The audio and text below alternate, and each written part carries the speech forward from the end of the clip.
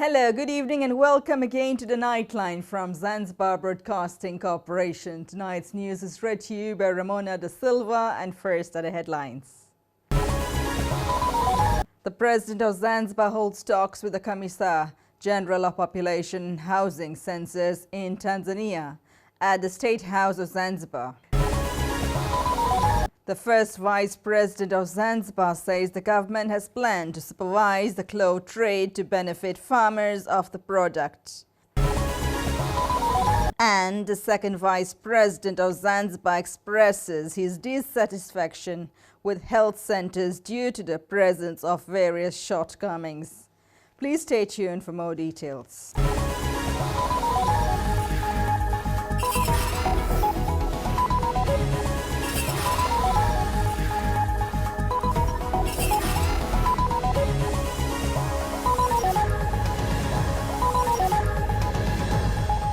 The President of Zanzibar and Chairman of the Revolutionary Council, Dr. Hussein Ali Mwinyi, held talks with the Commissar General of Population and Housing Census in Tanzania, Ms. Nsimamba Makinda, at the State House in Zanzibar.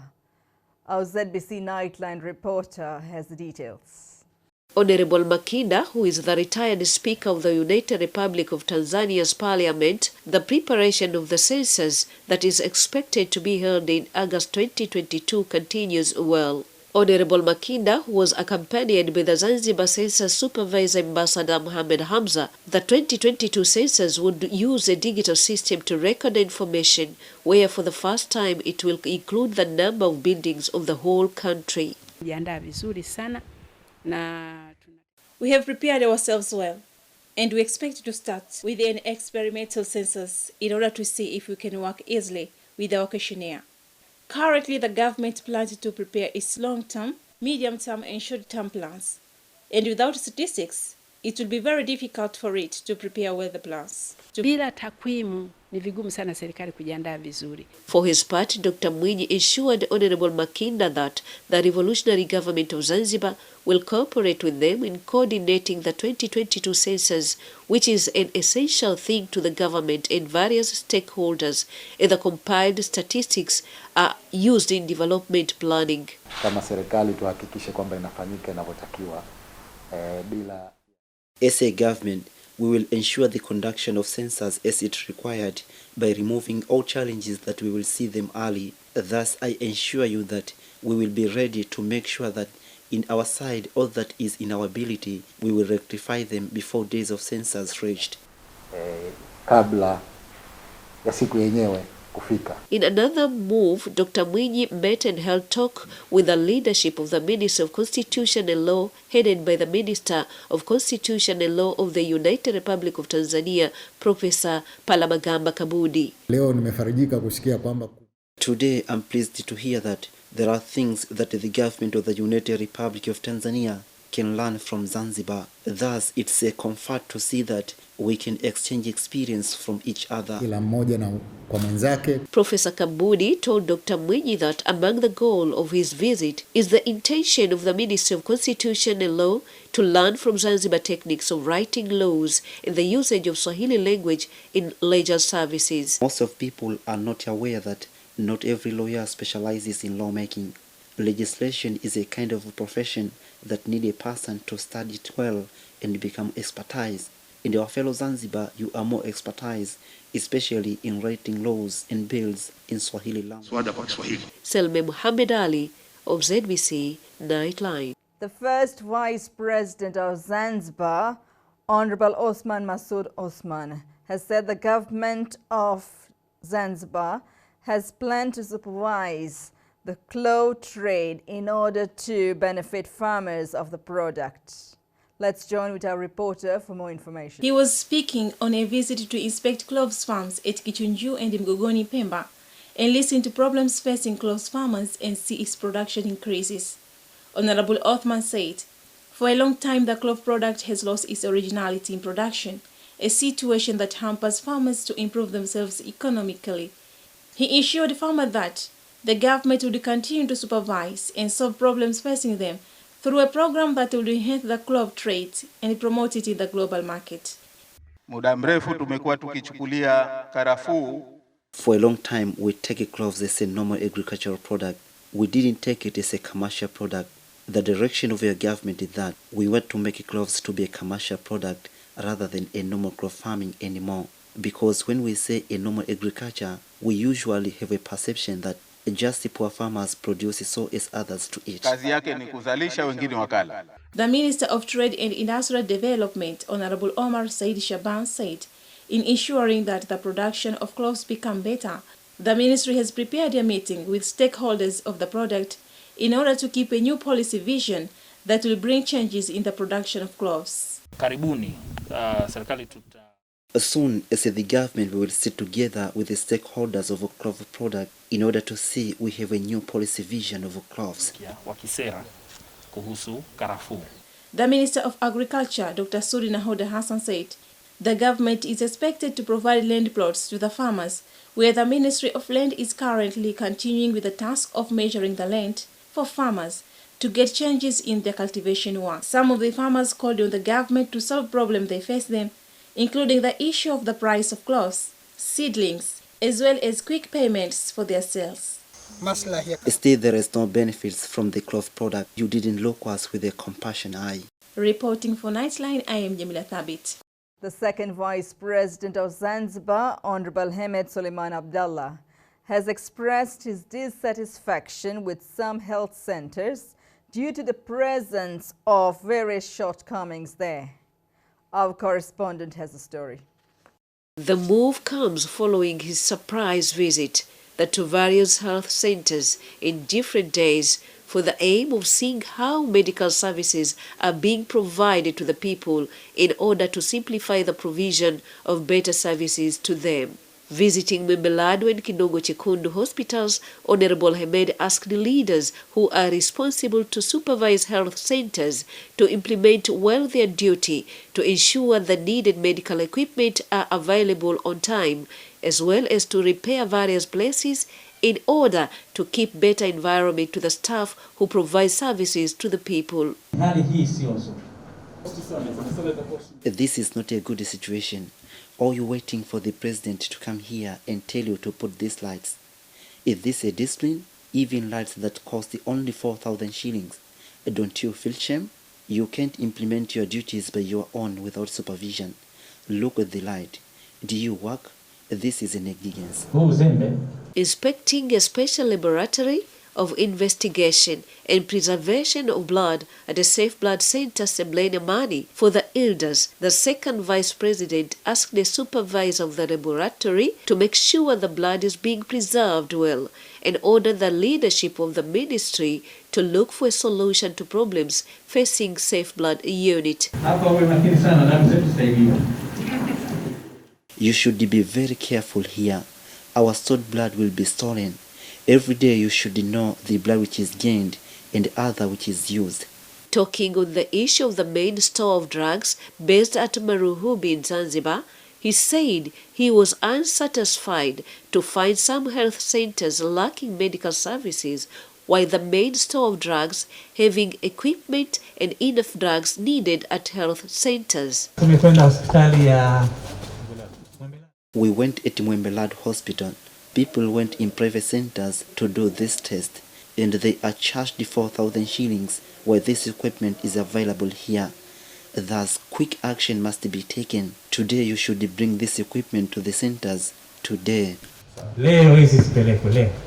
For their part, the employees of the centers told the second vice president that they are faced with various problems, including the delay of ordering drugs from health centers, deterioration of some buildings, and shortage of staff to provide services in operation theatre. During his 3-day visit, the second vice president inspected a health center at Kwamtipura, Mwembelado and Kinongo Chekundu hospitals, a Safe Blood Center at Zbc Nightline, as well as the main store of drugs at Maruhubi. Selme Muhammad Ali of Zbc Nightline. The Minister of State, President's Office, Finance and Planning, Honorable Jamal Qasim Ali, has said the government is emphasizing major development projects with the aim of increasing investment and development.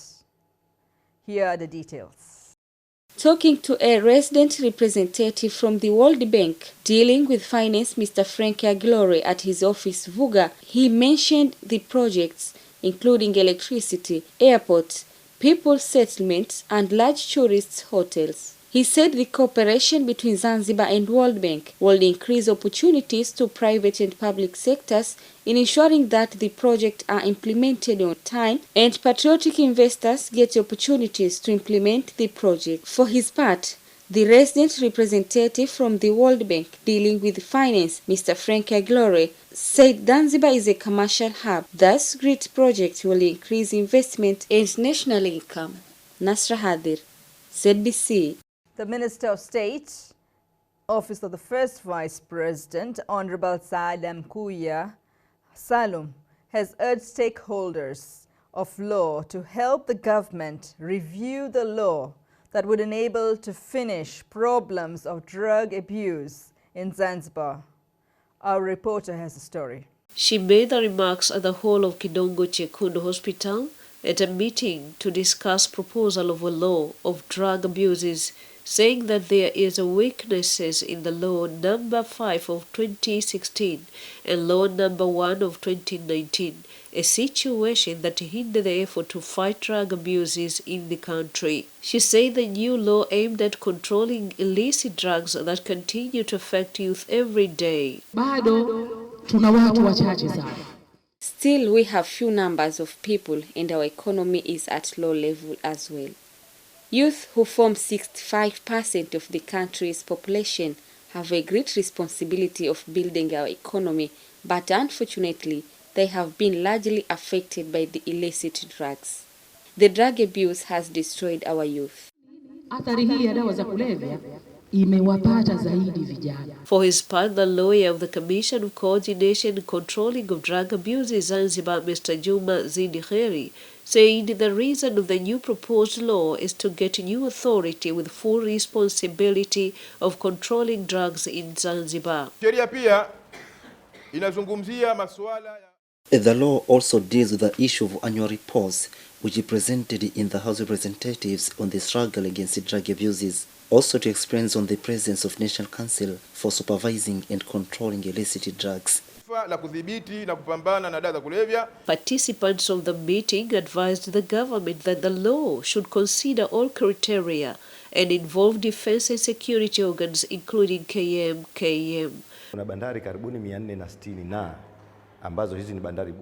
There are about 460 unofficial ports that are used by criminals to import illicit drugs.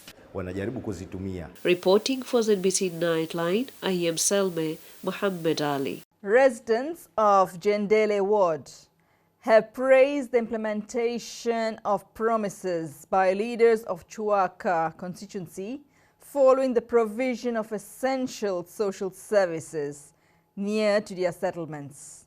Jamila Thabit has a report. Speaking at a function of erecting electricity poles and wires at Jendele, the Jendele residents said the availability of the service near to their settlements would enhance development in the area. We were in the need of electricity for a long time now, but today we see there is clue that good procedures to get electricity are reached. This step of supplying electricity to our village is a thing that has given us a lot of relief. A member of parliament in the constituency, Haji Makame Mlenge, said the move is just the beginning of bringing social services near to the people, where he also planned to build a modern market and health center at Cheju. Bado kuna activity nyingine ambazo zitakuwa zinafanyika katika kupitia mfuko wa. There are still other activities that would continue to be implemented through this constituency's fund, including the issue of covering the roof of Marumbi Market, which its procedure is on its way, and any time we will accomplish it. We just wait for the council's procedure, but we will also build a health center in Cheju. Fanya kituo cha afya kama ambavyo umesema katika shehia ya Cheju. A councillor of Chuaka Ward, Ali Hassan Mambo, said the cooperation is only way of bringing development to the people, and asked stakeholders of development to cooperate in order to reach the goal.